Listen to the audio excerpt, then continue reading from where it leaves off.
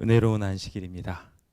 오늘 우리가 이 날을 은혜롭다 하는 것은 주님을 만날 수 있고 주님께 경배할 수 있기 때문이 아닌가 생각해 봅니다. 오늘 이 예배가 과연 은혜로운 날이 되게 열리는 그 귀한 시간으로 자리 잡게 될지, 아니면 번뇌와 고뇌로 차게 될 어려움의 시작이 될지는 우리의 선택에 달려 있습니다. 우리가 이 예배를 어떻게 대하느냐에 따라 오늘 우리의 삶이 한 가지가 더 보태질 수도 있고 도리어 잃어버린 바 되어질 수도 있습니다. 오늘 부디 이 날을 주님과 함께함으로 더욱 더하여지는, 거기에서 더 나아가 곱하여지는 귀한 축복의 날로 오늘을 보내게 되시길 예수님의 이름으로 축원드립니다. 저는 오늘 누가복음 20장 40절부터 등장하고 있는 성전을 방문하시는 소년 예수의 이야기를 통하여 하나님의 말씀을 나누어 보고자 합니다. 진정한 예배자의 자세란 어떤 모습일까? 묵상할 수 있게 해주는 아주 귀한 메시지가 오늘 예수를 잃어버린 부모의 이야기를 통하여 우리에게 전해집니다. 부디 성전에 남으신 예수 그리스도를 통하여 우리도 주님의 전에 남기를 바란다고 소망하게 되기를 예수님의 이름으로 축원드립니다. 먼저 시편 5편 7절의 말씀을 함께 읽어보도록 하겠습니다. 함께 읽어볼까요? 시작. 오직 나는 주의 풍성한 사랑을 힘입어 주의 집에 들어가 주를 경외함으로 성전을 향하여 예배하리이다. 아멘. 여기 주님께 예배하는 자의 아름다운 모습이 등장합니다. 그들이 주님의 성전으로 나아갈 수 있는 힘을 얻는 것은 주님의 풍성한 사랑 덕분이었습니다.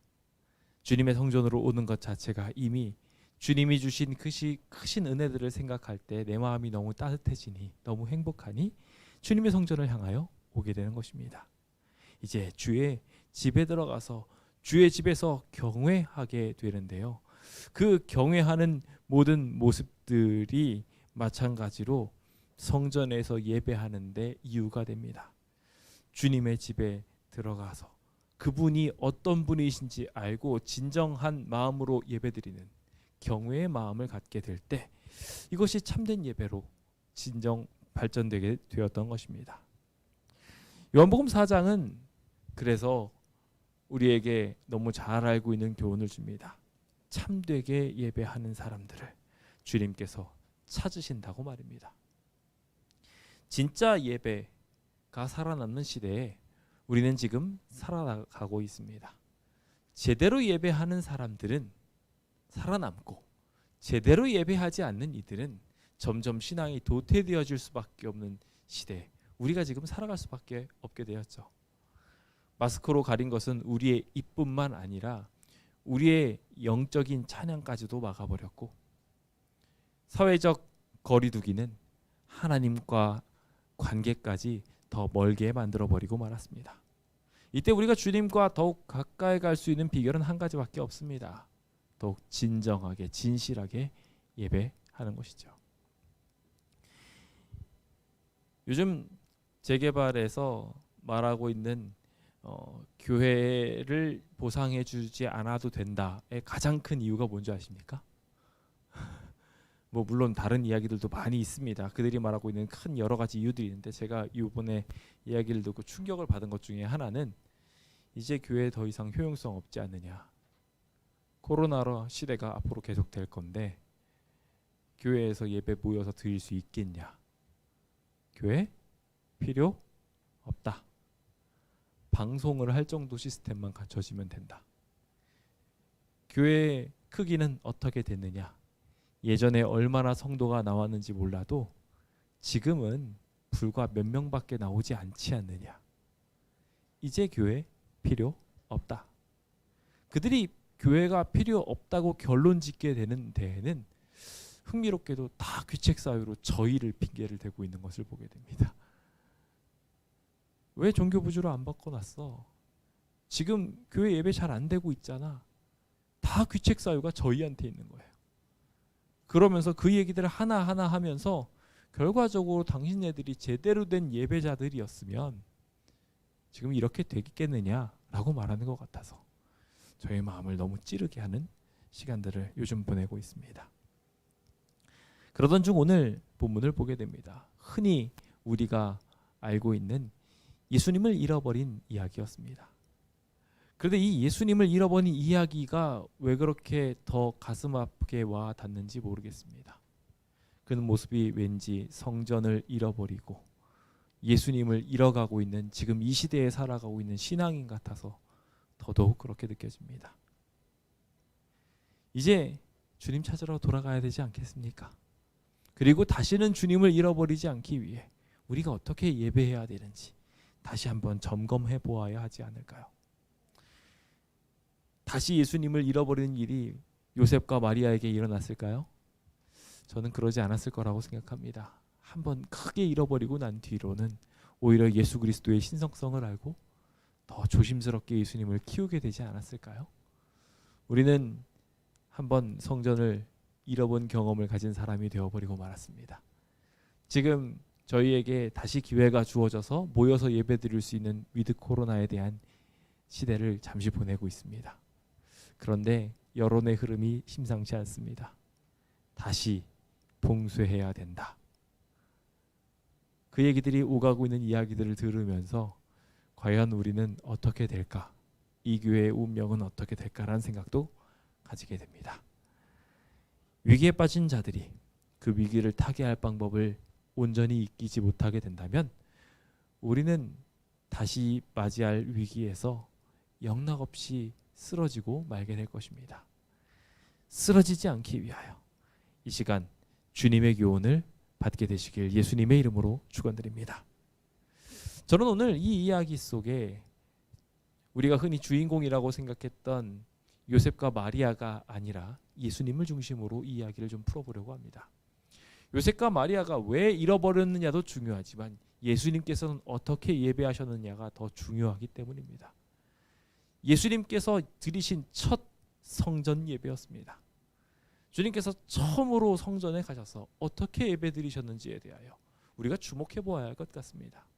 그리고 자연스럽게 그 반대편에 있는 요셉과 마리아의 예배 자세도 보게 될 것입니다. 오늘 우리가 잃어버린 바 된 자가 되지 않기 위하여 오직 예수 그리스도의 모분을 따르기로 결심합시다. 자, 그럼 함께 첫 번째로 예수님께서 예배자로서 보여주신 모습은 무엇인가 함께 보도록 하겠습니다. 첫 번째로 그 비결은 성전에 머물려고 하셨다는 것입니다. 왜 주님께서는 성전에 머무셨을까에 대하여 시편 1편 2절은 그 예배자의 특성을 이렇게 보여줍니다. 함께 읽어보겠습니다. 시작. 오직 여호와의 율법을 즐거워하여 그의 율법을 주야로 묵상하는도다. 하나님을 진짜로 사랑하고 의인되어 주님을 바라는 사람은 이와 같은 귀한 특성을 가지고 있습니다. 그는 계속 여호와의 율법을 즐거워하고 주님과 함께 있는 것이 즐거운 사람들입니다. 그래서 시편 77편 12절의 말씀처럼 모든 일을 작은 소리로 읊조리고 또 낮은 소리로 찬양하고 계속해서 주님께 영광 돌리는 일을 멈출 수 없는 거예요. 큰 소리로 찬양하다가도 그 찬양을 멈출 수 없어서 다시 그것을 말하게 되고 주님의 법을 너무 사랑하게 되어서 그냥 잠깐 예배 시간에만 예배드리고 끝이 아니라 종일토록 묵상하는 것입니다.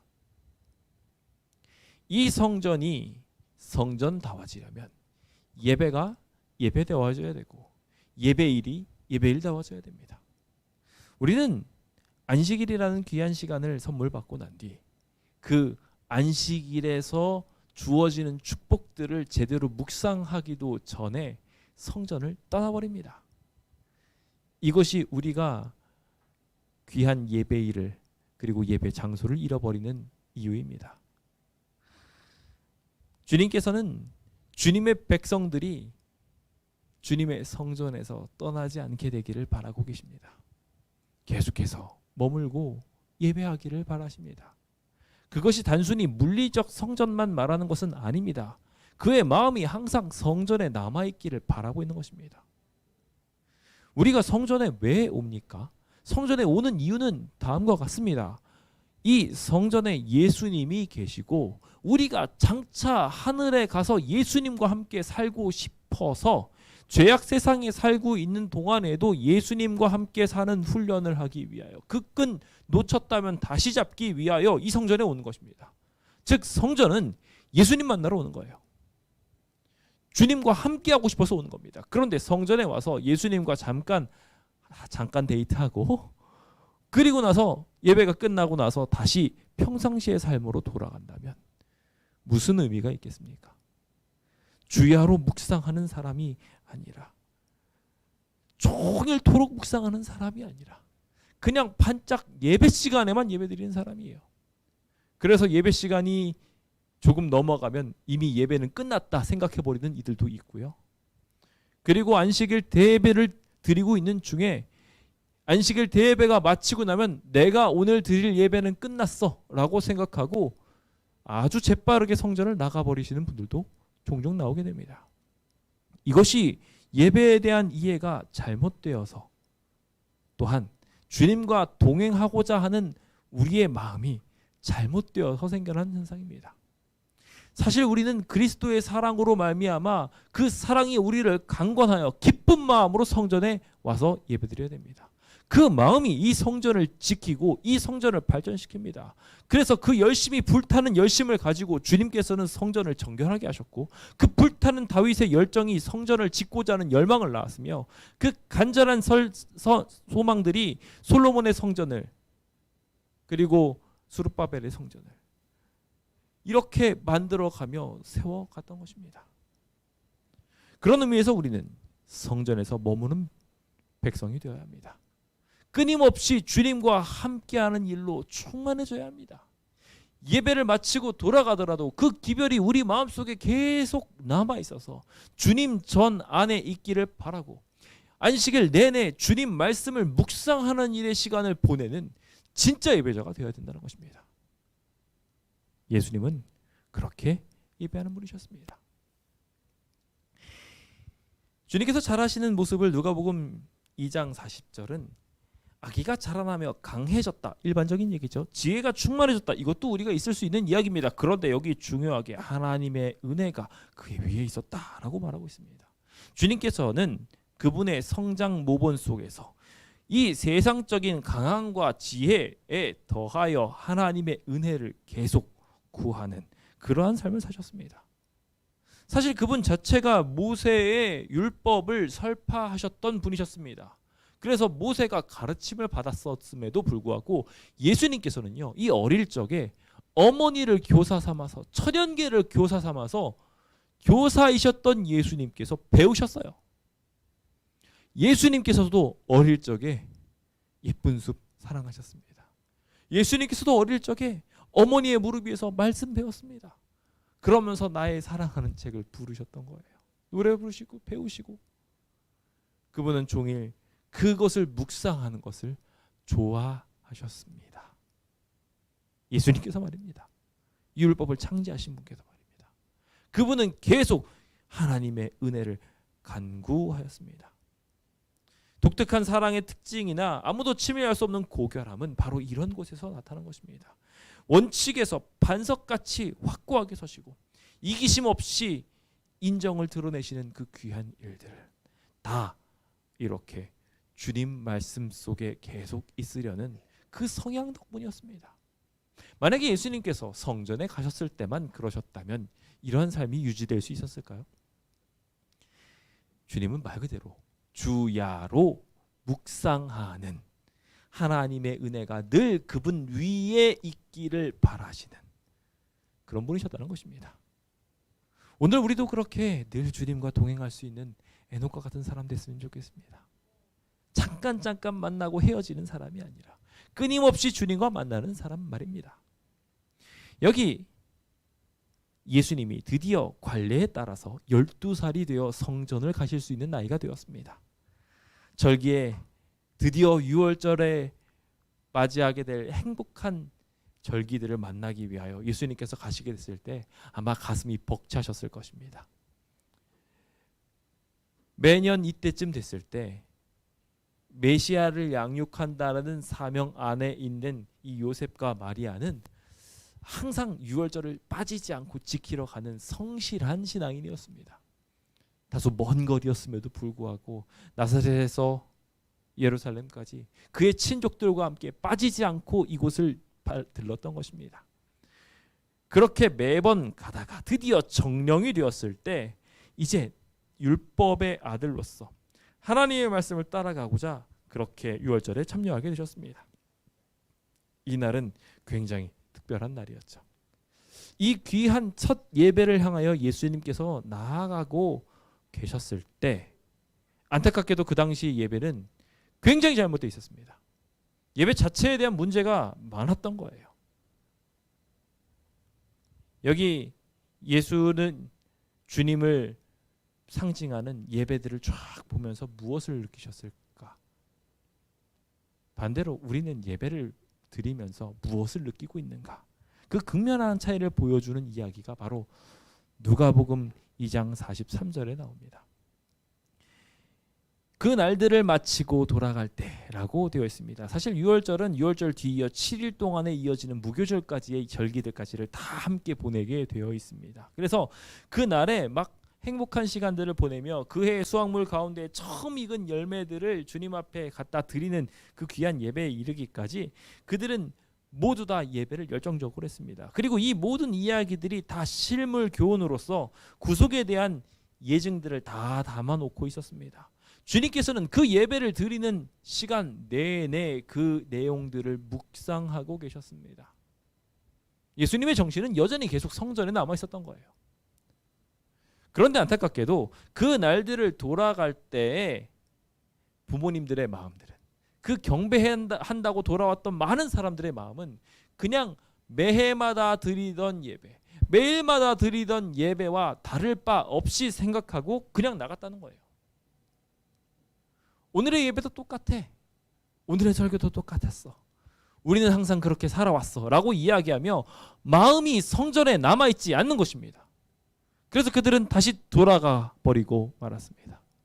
그런데 여기 아이 예수님은 여전히 예루살렘에 머무셨어요.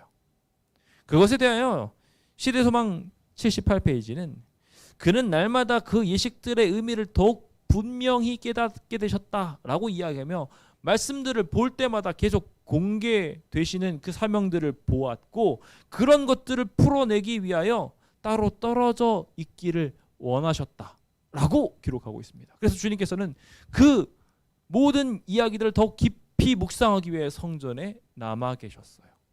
그런데 남아 계신 예수님과는 다르게 참되게 예배를 드리고 계셨던 예수님과는 다르게 그냥 와 화려하다 오늘도 멋지다 그치 오늘 재밌었어 하고 끝나고 돌아가는 이들이 많았다는 거예요. 그냥 말씀은 말씀이고 예배는 예배고 그냥 내 귀에 들려오는 이야기가 간지럽고 즐거우면 그냥 그걸로 만족하고 떠나버리는 것입니다. 그게 내 삶이 되도록 묵상하고 고민하고 그 안에 있기 위하여 애쓰시는 예수님과는 다르게 많은 사람들이 그냥 이 예배들을 형식주의로 전락시켜서 그 예수님에게 의미심장했던 모든 모습들을 우리와는 전혀 관계없는 이야기로 만드는 것입니다.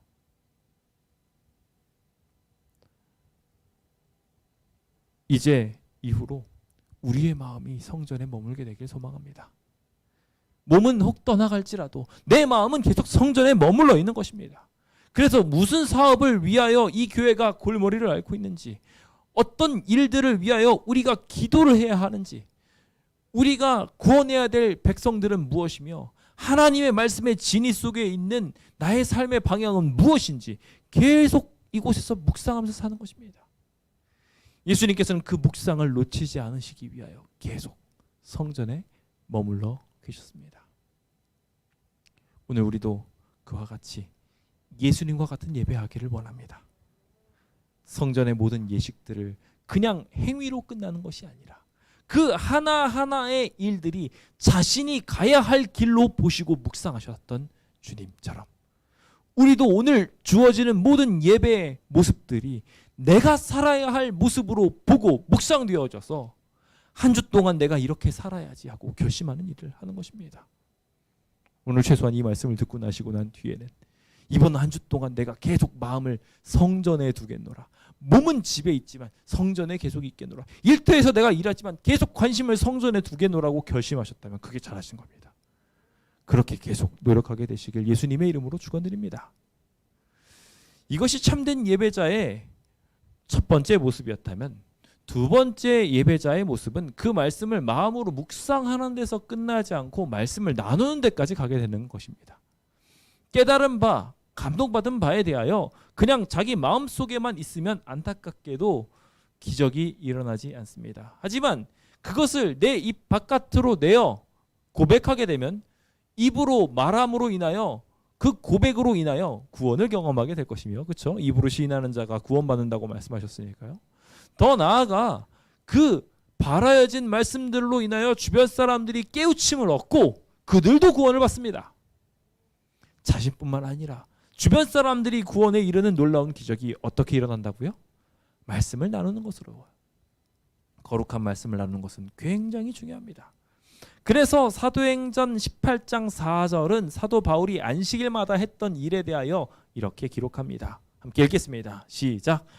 안식일마다 바울이 회당에서 강론하고 유대인과 헬라인을 권면하니라. 바울이 어떻게 했다고요? 예배를 드리는 안식일마다 회당에서 강론했다고요.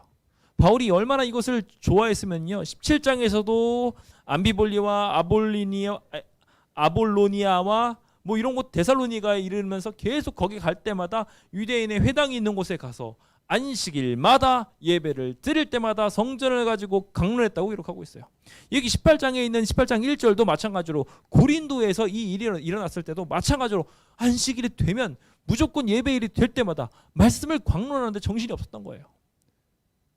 그는 이렇게 안식일에 말씀을 나누는 걸 너무 좋아했고 제자들이 당연히 해야 될 사명으로 보았습니다. 당연히 예배자로서는 그렇게 해야 되지요. 그 열정이 얼마나 대단했으면은 그 다음 날이 돼가지고 유두고가 안식일이 지나고 난 다음 날, 즉 지금으로 치면 토요일 날 밤까지 해가 졌는데도 불구하고 그 다음 날이 됐음에도 불구하고 계속 깊은 밤까지 강론하다가 유두고가 꾸벅꾸벅 졸다가 떨어지게 되는 그런 일이 일어날 정도로 말씀을 나누는 일에 열정을 다했던 것입니다. 오늘 이 자리에 있는 우리 모두가 말씀 나누는 일에 최선을 다하게 되기를 예수님의 이름으로 축원드립니다. 거기에 있는 것을 즐거워하게 되시길 예수님의 이름으로 축원드립니다. 최소한 거기에 가가지고 말씀 나누는 걸 너무 즐거워하는데 몸이 허락하지 않아서 꾸벅꾸벅 졸게 된다면요, 다행이에요. 그나마 다행이에요. 말씀 나누는 데서 조시잖아요. 그러면 유두고처럼 떨어져도요 다시 살아남아요. 그러니까 교회 와서 주무시라는 얘기 절대 아닙니다. 조시라는 얘기는 절대 아닙니다. 최소한 그렇게 졸게 되면 한 번쯤 죽게 됩니다. 하지만 거기에 은혜가 있어요. 말씀 나누고 하늘 주제로 대화하게 될 때 복이 있게 되는 것입니다. 그런데 말입니다, 이 예배자로서의 자세인 하나님의 말씀을 나누는 것 외에 잡담을 나누는 이들이 있습니다. 안타깝게도 그런 일들이 하늘의 주제에서 벗어나게 만들고 하나님의 대화를 나누는 것을 망가뜨리게 됩니다. 이것이 예배를 망가뜨리게 되는 사역이죠. 우리 광명교회가 예배 순서를 뒤바꿨습니다. 과정 공부를 하다가 설교 예배를 드리는 형태에서 많은 분들이 감화를 잃어버렸기 때문이었습니다. 왜 그런가 하고 물어봤더니 무슨 도깨비 시장도 아니고 예배 드리는데 무슨 이렇게 잡담이 많냐는 거예요. 너무 시끄러운 거죠. 그래가지고 그 잡담 내용을 들어보면 하나님 말씀을 나누는 거면 모르겠는데 과정 공부 가지고 그런 얘기 안 한단 말이에요. 그런데 세상적인 이야기, 내 감정을 말하는 이야기들로 가득한 겁니다. 그러고 나서 예배를 드리려고 하니 성도들이, 새로운 신자들이 버티지를 못하는 거예요. 그렇게 해서 감화를 다 잃어버린 예배로 인하여 그분들은 실망하고 떠나버립니다. 안타깝게도 그 모습을 보인 안타까운 우리들의 모본으로 말미암아 그들이 잃었으니 그 핏값은 우리들 책임입니다. 그래서 그것에 대한 책임감을 통감해서 차라리 예배를 드릴 때 온전히 예배를 드리고 그 다음 나누는 시간으로 해서 잘 나누자라고 목표를 두었습니다. 하늘 주제로 대화하는 일이 중요하기 때문에 사실 뒤에다가 이것을 둔 부분도 있습니다. 그런데 안타깝게도 많은 사람들이 이 주제를 나누는 것을 놓쳐버리게 돼요. 하나님에 대한 이야기들로 채워지는 게 아니라 세상 이야기로 꽉 차버리는 거예요. 그래서 예수님을 잃어버립니다. 여기 요셉과 마리아가 그걸 잃어버리게 된 이유 간단합니다.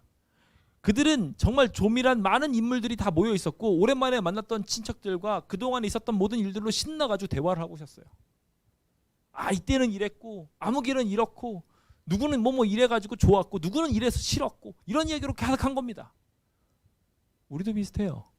일주일 동안 삶을 살아가면서 일주일 동안 있었던 일들로 인해서 우리 머릿속에 뭐가 가득합니까? 그 일주일들의 이야기로 가득합니다. 그러다 보니 자연스럽게 예배가 마치고 난 뒤에 그 얘기가 자꾸 나와요. 그 대화들의 주제들로 가게 됩니다. 이것이 성전으로 향한 자들의 온전한 자세일까요? 예배드린 자들이 성전을 떠날 때 마음을 성전에 온전히 두고 갔다면 그렇게 계속해가지고 사사로운 이야기를 하게 될까요? 저는 그렇지 않다고 생각합니다. 예수님을 잃어버렸던 요셉과 마리아는 그러한 많은 사람들과의 잡담으로 인해서 그게 너무 즐겁다 보니까 그 이야기를 하고 있느라 예수님이 자기 옆에 없는데 그냥 잃어버리고 하룻길을 갔어요. 얼마나 즐겁고 재밌었으면 예배를 드리고 난 다음에 수다 떠느라 예수님이 없어진 줄도 모르고 살았다는 거예요. 문제는 우리도 똑같이 예배 드리면서 그와 같이 한다는 거예요. 예배 드리는 자로서 예배와 상관없는 이야기를 우리 예배에 담는다든지 세상에서 이곳으로 연결되는 많은 이야기들이 여전히 예배 속에 연결되어져서 어떤 이는 휴대폰으로 문자를 하고 어떤 이는 전화도 하고 어떤 이는 나가가지고 여러 가지 일들을 하면서 세상 일들에 여전히 예배드리는 중에도 계속 그거에 빠져 있어요. 그러면 어떻게 돼요? 점점 예수님을 놓치게 되고 잃어버리게 되는 거죠. 그렇게 예배가 마쳐지고 나면 그 다음부터 우리가 예전에도 항상 이야기하고 걱정했던 거 있잖아요. 밥 먹을 때 모여가지고 뭔 얘기합니까? 끊임없이 교회 얘기가 아니라 하나님 얘기가 아니라 세상 얘기를 해요. 그렇게 예수님을 잃어버리게 되었습니다. 우리들은 죄인이라서 그렇게 마음이 자꾸 가는 것 저도 인정합니다. 저도 그렇게 될 때가 있고요. 그런 걱정거리들을 가지고 올 때가 있습니다. 요즘 제가 최대의 관심사가 재개발이다 보니까 그거에 대한 걱정들을 자꾸 끌고 오는 것도 없지 않아 있는 것을 제가 요즘 회개하고 있습니다.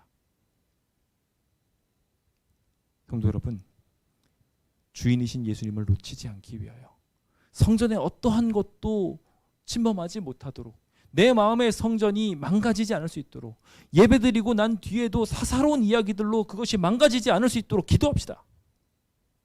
이사야서 58장 13절은 만일 안식일에 내 발을 금하여 내 성일에 오락을 행하지 않고 안식일을 일컬어 즐거운 날이라 말하면서 쭉 이야기한 그 사사로운 이야기를 하지 말라는 이야기로 가는 모든 이야기들을 그냥 예배 장소에서만 하지 말아라가 아닙니다. 그렇죠? 성소에서 내 발을 금하여가 아닙니다. 그렇죠? 성전에서 오락을 행하지 아니하고 아닙니다. 안식일을 일컬어 즐거운 날 통째로 보라고 한 거예요. 그날 예배하는 그날 자체를 다 거룩하게 구별하여서 그날을 존귀하게 여기고 우리가 원하는 길로 행하지 않고 오락을 구하지 않고 사사로운 말을 하지 않으면 복이 있다고 말하셨어요. 여기 요셉과 마리아는 예수님을 상징하는 유월절에 갔습니다. 이제 곧 조금만 더 지나면 그래서 예수님이 한 30년 정도 후에는 이곳에서 돌아가실 수밖에 없는 상황이에요. 그 장면을 보고 있는 것입니다. 그게 유월절의 목적이었어요. 근데 그것을 보고 있으면서 예수님을 잃어버리고 왔어요. 예수님을 버려두고 왔어요. 왜요? 다른 이야기가 너무 즐거워서요. 다른 이야기가 너무 하고 싶어서요. 그 입이 너무 근지러워서 그 이야기 하느라 결국 예수님을 잃어버렸던 것입니다. 심지어 그들은 그 아이가 무리 가운데 있을 것이라고 생각하고 늘 예수님께서 항상 잘하셨으니까 괜찮아 라고 생각하고 걱정하지도 않았어요. 어쩌면 우리도 그렇게 예수님은 사랑이시니까 나를 용납해 주시겠지라고 생각하고 사사로운 말을 하거나 모든 오락을 취하면서도 하나님께서 나를 용서해 주겠지라고 착각하면서 살고 있지는 않은지요. 그러지 않기 위하여 우리 모두 예수님의 형태를 취하도록 노력합시다. 우리가 예수님처럼 집중하지 않게 된다면 안타깝게도 이 요셉과 마리아처럼 하루의 등한히 함으로 인하여 여러 날을 슬프게 보내는 그런 답답한 날로 우리를 보게 될 것입니다. 시대소망 83페이지는 계속해서 이와 같이 말하면서 우리도 이와 같은 경우를 당한다. 우리는 쓸데없는 잡담과 험담과 기도의 등한으로 말미암아 단 하루 동안에 구주에게서 떠나가게 되며 그를 찾아서 잃어버렸던 평안을 다시 회복하려면 여러 날을 슬퍼하면서 찾아야 할 것이다. 오늘 요셉과 마리아의 실수가 우리에게 일어나지 않게 되기를 예수님의 이름으로 축원드립니다. 예수님께서는 어떻게 하셨을까요? 사흘 후에 드디어 성전에 도착했습니다. 도착해서 보니 보통 아이라면 엄마 아빠를 잃어버리면 어떻게 됩니까? 울고 있어야 정상이에요. 자기 자리에 있지도 않고 엄한 대로 돌아다니면서 막 엄마하고 찾고 다니는 게 정상인 것처럼 보이는데 여기 예수님은 남다르셨습니다. 예수님은 뭘 해야 할지 이 성전에서 무엇을 해야 될지 알고 계셨어요. 그래서 성전에 만나보니 예수님께서는 선생들 중에 앉아서 그들에게 듣기도 하고 묻기도 하시면서 예수님께서 진짜 하셔야 될 대화들, 유월절을 보내고 난 뒤에 진짜 해야 될 대화들을 하고 계셨던 거예요. 예수님께서 이날 하셨던 말씀들은 이 유월절의 어린 양에 대한 이야기였고 메시아에 대한 이야기였습니다. 그래서 메시아가 어떻게 오시고 메시아의 희생에 대하여 어떻게 생각하시는지에 대한 질문들을 하며 스승과의 토론을 벌이고 있었어요. 이게 진짜 해야 될 이야기였던 거예요. 이 주제가 얼마나 방대하고 컸으면 그 이야기를 사흘 동안 하고 있었는데 계속 이야기를 하고 있는 중에도 다른 사람들이 계속 그 이야기에 동참하고 있었고 스승들이 그곳에 동참하고 있었으며 생각을 해보세요. 여기 예수님께서 사흘 동안 있었으면 먹을 건 어떻게 하고 잠자리는 어떻게 했을까요? 그런데 이 아이가 지금 부모와 떨어졌음에도 불구하고 여기 있었던 대화했던 사람들이 당연스럽다시피 이 예수님의 먹을거리와 잠거리를 해결해 주지 않았을까라는 생각을 해보게 됩니다. 오늘 우리가 세상 일로 너무 걱정한 나머지 진짜 해야 될 대화를 놓치고 세상 일들로 나아가게 되면 오히려 하나님을 잃어버리게 되므로 세상 일들까지 꼬이게 되는 것을 경험하게 됩니다. 하지만 도리어 예수님처럼 있어야 될 곳에 있고 대화해야 될 대화를 하게 된다면 그것으로 인하여 잃어버림 바 되지 않게 될 것입니다. 다른 아이들처럼 떠나가 버리고 그 자리를 잃어버리고 자기가 원한 대로 가버렸다면 예수는 영영 고아가 되었을 것입니다. 하지만 예수님께서는 자신이 있으셔야 될 곳과 자신이 해야 될 대화를 아셨습니다. 그리하여 모든 사람들이 그 지혜와 대답을 놀랍게 여기도록 하였던 것입니다. 오늘 우리가 그 귀한 토론으로 인하여 성경 박사들이 되기를 소망합니다. 그 기별들로 인하여 수많은 사람들에게 감화를 전달할 수 있는 사람 되기를 소망합니다. 헛된 소망들로 인하여 잡생각들을 하느라 제사장들처럼 엉뚱한 이론에 봉착하지 않고 계속 그 온전한 묵상 속에서 하나님의 말씀을 잘 가르치게 되는 진짜 사람 되기를 소망합니다. 그렇게 하게 될 때 비로소 우리 교회는 교회다워지며 우리가 그토록 다시 회복하고 싶어하는 300명의 인원도 다시 이곳을 채우게 될 것이라고 저는 믿습니다. 우리 모두 해야 할 말을 합시다. 안식일에 가져야 할 온전한 입술로 인하여 우리가 이 성전을 채우게 될 때 그때쯤 되면 주님께서 우리도 마스크를 좀 벗게 해주시지 않을까 생각해 보게 됩니다. 먼저 그 일이 일어나기 전 우리 입술을 정결하게 만들며 그 습관들을 키우심으로 온전한 입술로 대화하시는 성전의 백성 되시길 간절히 바랍니다. 마지막으로 진정한 예배자가 가져야 할 세 번째 자세는 사명을 이루는 사람이 되어야 한다는 것입니다. 누가복음 13장 16절입니다. 함께 읽어볼까요? 시작. 그러면 18회 동안 사탄에게 매임받은 이 아브라함의 딸을 안식일에 이 매임에서 푸는 것이 합당하지 아니하냐? 예수님께서 하신 말씀입니다. 회당장이 하루는 예수님께서 안식일에 병을 고치시는 모습을 보고 분을 내가지고 이런 일을 할 날이 엿새 동안 있으니까 안식일에는 이거 하면 안 된다 라고 말합니다. 그것이 누가복음 13장에 나오는 이야기였어요. 그런데 주님께서는 이 이야기에 대한 답변을 하면서 너가 안식일을 위하여 양도 건져내고 예배를 드리기 위하여 하는 일들 많지 않느냐, 하물며 사탄에게 매인받은 이 사람 고쳐주는 일이 안식일에 당연히 해야 되는 일 아니냐 라고 말했다는 것입니다. 이것은 안식일이 단순히 예배로만 꽉 차 있는 시간이 아니라는 것을 분명하게 시사해 주고 있습니다. 이 안식일은 회복의 날이고 구원의 날이 되어야 합니다. 사역의 날이 되어야 된다는 것이죠. 그래서 사탄에게 매인받은 사람들이 있다면 그 사람들에게 나아가서 자유를 선포하고 그 매인 것을 풀어주는 일들이 이 안식일에 이루어져야 될 골자라는 것입니다. 주님께서는 그 일을 하셨고 그것이 옳다고 분명하게 말씀하셨습니다. 여기 두 사람이 있습니다. 예수를 돌봐야 될 사명을 받은 사람입니다. 천사에게 사명을 받았고 이분이 메시아라고 이야기를 전달받았습니다. 얼마나 잘 키워야 됐을까요? 한시라도 눈을 떼면 될까요? 안 됩니다. 지금 예배를 드리러 왔습니다. 그것도 처음 아들을 데리고 왔습니다. 그런데 이 귀한 아들을 잃어버립니다. 즉 사명을 다하지 못한 것입니다. 자기가 해야 될 일을 하지 않은 거예요. 안식일은 주님을 위하여 일하는 날이 되어야 합니다. 주님을 위한 봉사가 채워져야 되며 사람들을 회복시킬 기적들로 채워져야 하는 것이 이 안식일의 본연의 모습입니다. 그런데 안타깝게도 이 예배자로서의 자세를 가진 이가 자신에게 주어진 일을 돌보지 않고 자신과 함께 하셔야 될 예수님을 놓아버리게 된다면 안타깝게도 그것으로 말미암아 그의 마음이 평화에서 불안과 공포로 바뀌게 되는 것입니다. 시대소망 80페이지에는 염려에 대한 이야기가 떠오르게 된 그 배경들을 설명하면서 온물을 살펴봤지만 보이지 않는 것을 보고 어디까지 생각이 미쳤다고 말하고 있냐면 예수의 유아 시절에 헤롯이 그를 죽이려고 했던 것을 보고서 부들부들 떠는 일까지 예수가 죽은 거 아니야? 까지 생각하게 됐다는 거예요. 크게 그들을 자책하게 되었고 그들은 그 근심에 대하여 너무 놀라서 예수님께 와가지고 예수님을 잃어버린 거에 대하여 미안해하기는커녕, 그렇죠? 부모가 당연히 예수를 챙겨서 와야 되는데 도리어 어떻게 합니까? 예수님한테 버럭 화를 내면서 왜 이렇게 했니? 내가 너 때문에 너무 걱정했잖아 라고 이야기하면서 나무라게 되는 상황에 이르게 된 것입니다.